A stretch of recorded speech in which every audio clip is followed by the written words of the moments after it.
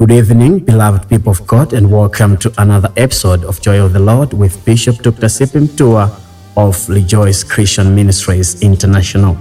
As we prepare to receive God's word tonight, let us set aside every distraction, quiet our hearts, and open ourselves to the voice of the Holy Spirit to receive all that God has prepared for us through this program. Feel free to let us know where you're watching from by leaving a comment and join us in worship throughout this special time. Now, stay tuned. Over to you, our beloved Bishop. Thank you so much for being there again. I want us to take a moment and pray. Father, we thank you for giving us an opportunity again that we would share your word together. I pray the Lord in this moment you share truth with us. And the Lord, upon your people knowing truth, they shall be set free. In the name of Jesus, I pray the Lord, may your word find entrance in your people's heart, and may it bring fruits in Jesus' name. As I share your word tonight, I pray the Lord, may you hide me behind the cross of Calvary, that it is only Jesus and Jesus that must be seen and glorified. In Jesus' name, amen. Tonight, ladies and gentlemen, I'm speaking on the subject, impacting others without making noise. Impacting others without making noise. Or leaving an impact in this life without making noise. Is it possible to impact others without making noise? Now, I'm sharing that knowingly, but we live in a generation that is so technological that whatever happens is already on social media. When people go and give alms, they put it on social media. My teaching tonight is not to try to degrade what others are doing, but by the mercies of God, I want to try to teach the word of God as it is in how we ought to live and leave an impact even when we cannot make noise. Is it possible to leave an impact without making noise? I say yes, it is possible. Tonight, I'm speaking on that subject. I want us to turn to the word of God in the book of Daniel, chapter number 1. Daniel chapter number 1. We know the story of Daniel. Daniel was one of the young men who were taken into captivity into Babylon. These were young Jewish men. But I want you and me to pay particular attention to verse number 8. Because when they were taken into captivity into the king's house, they were asked to eat certain foods that they were not accustomed to, or that which Jews were forbidden to eat. Now, these are men that are in captivity. These are people that are in the palace in a foreign land, but yet there is a command before them. There is an instruction before them to eat certain foods. Now, Daniel chapter number 1, verse number 8. Listen to what Daniel, the book of Daniel is saying. The Bible says, but Daniel purposed in his heart that he would not defile himself with the portion of king's meat, nor with the wine which he drank.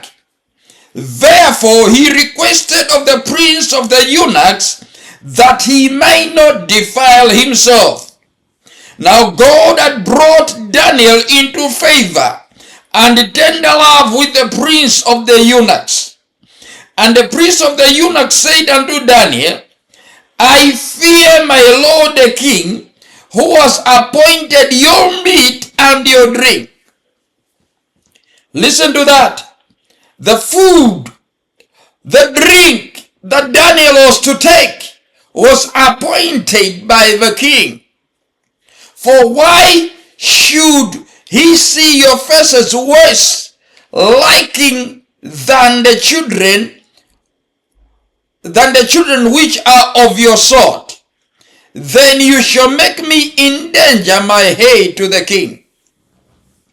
Then said Daniel to Mirza, whom was a priest of the eunuchs, had set over Daniel, Hananiah, Mishael, and Azariah, prove thy servants, I beseech thee, 10 days, and let them give us grass to eat, or vegetables, and water to drink. Then let our countenances be looked upon before thee, and the countenance of the children that eat of the portions of the king's meat. And as you see it, deal with your servants. So he consented to them in this matter, and proved them 10 days. And at the end of the 10 days, their countenances appeared fairer and fatter in flesh than all the children which did eat the portion of king's meat. Thus Mirza took away the portion of the meat and wine that they should drink, and gave them vegetables. Now listen, Daniel and his friends, they are in this foreign land in a palace, but they are not pressured at all to do what every one of them is doing. But here is what I want you to catch. They say, test us and see if we will not look better than others. So the Bible says they were tested. But my point tonight is in verse number 8. Daniel purposed in his heart that he would not defile himself with a portion of a king's meat. People that impact others are, number one, people that are disciplined. I want to talk about discipline for a while tonight. People that are disciplined. We live in a generation that is not disciplined. Church and the world alike. We live in days that we call undisciplined days. Those of you that are of my generation, we lived in the days in our country, in Malawi, where discipline was not an option. It was a command, more or less a command. Under the then one-party rule, we had 4 cornerstones, and one of it was discipline. That modeled our lives. That gave us a direction. Daniel was disciplined. Daniel and his friends, they chose to be disciplined. Allow me to say this. Discipline stems out of your own choices that you make daily. So discipline is a choice. With discipline, you are able to positively impact others. People that have left a legacy of some sort in whatever sphere of life, be it in sport, be it in politics, be it in drama, be it in education, you find that there is a common denominator to those people that have left a legacy or an impact: discipline. Tonight I'm asking you a question. How disciplined are you? Daniel was able to influence or to impact others because of his discipline. The Bible says after 10 days of just eating vegetables and water, they looked fairer and fatter. They looked better than others.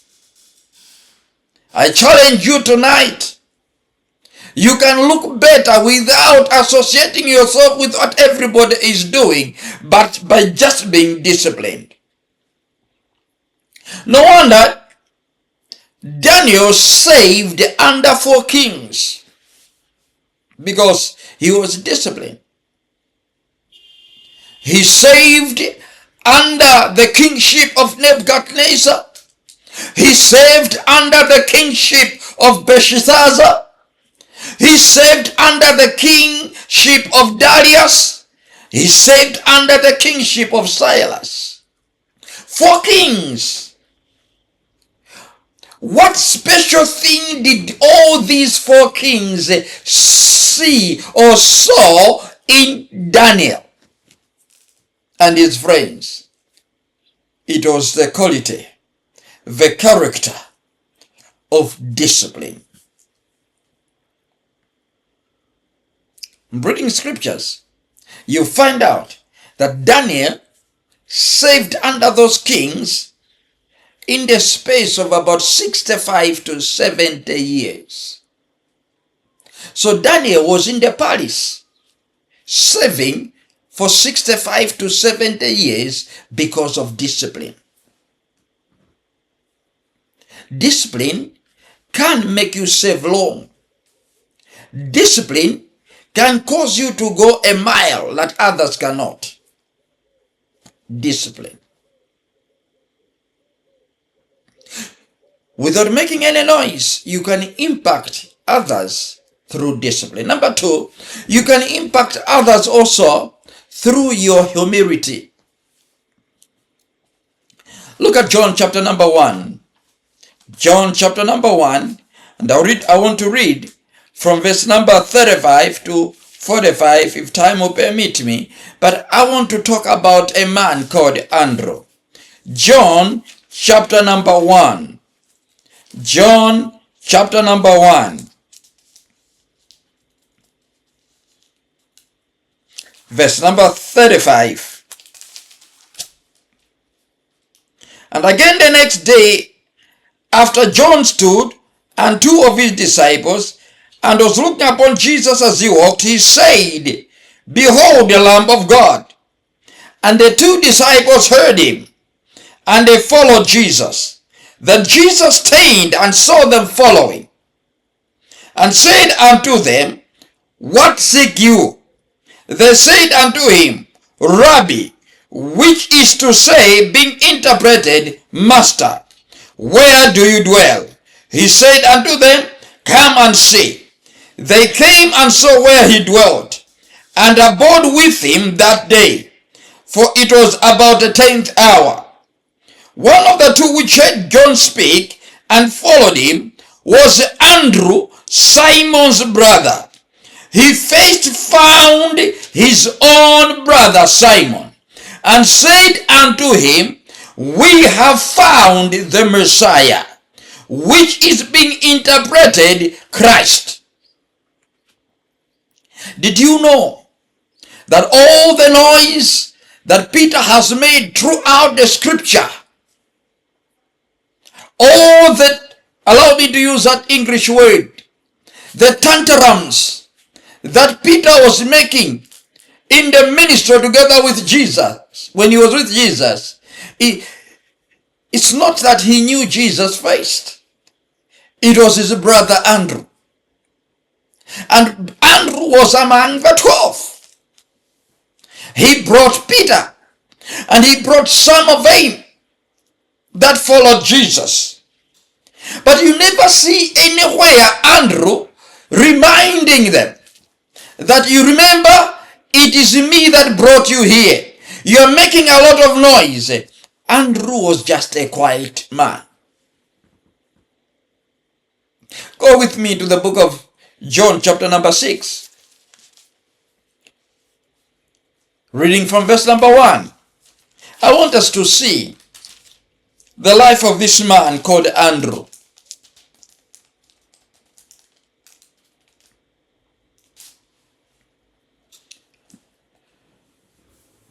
John 1 verse number 1. After these things Jesus went over to the Sea of Galilee, which is the Sea of Tiberias. And a great multitude followed him, because they saw his miracles, which he did on them that were diseased. And Jesus went up into the mountain, and there he sat with his disciples. And the Passover, a feast of the Jews, was near. And when Jesus lifted up his eyes, he saw a great company come to him.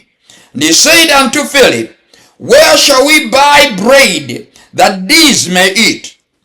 This he said to prove him, for he himself knew what he would do. Philip answered him, 200 penworth of bread is not sufficient for them all, that every one of them may take a little. One of his disciples, Andrew, Simon's brother, said unto him, There is a lad here, there is a small boy here, which has 5 barley loaves and 2 small fishes. But what are they among so many? Listen to this. Again we see Andrew. In this, what was about to be a crisis. It is Andrew that discovered that small boy. But you never hear Andrew making some tantrums. You never see Andrew saying, It's me that has found this boy. Ladies and gentlemen, humility is an attitude that God desires that you and me can have. You can impact others through your humility. You can impact others through your humility. How humble are you? Thirdly, and my last point tonight, you can also impact others through your talent and skills. Your talents and skills. I want us to look at the book of Judges chapter number 11.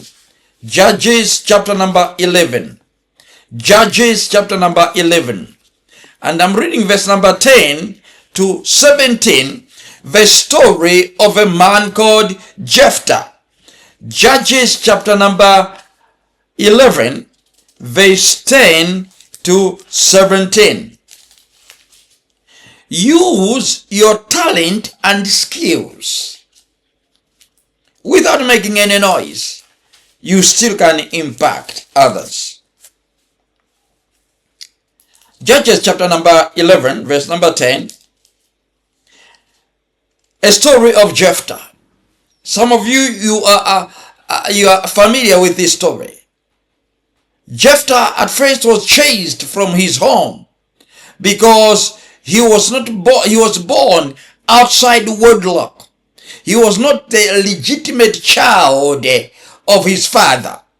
So the other brothers rose against him and chased him because he was an illegitimate child, as they say. Though we don't believe that there's any illegitimate child. All children are legitimate. But the story of Jephthah goes. So I'm reading from verse number 10. And the elders of Gilead said unto Jephthah, The Lord be witness between us, if we do not so according to your words. Then Jephthah went up with the elders of Gilead, and the people made him head and captain over them.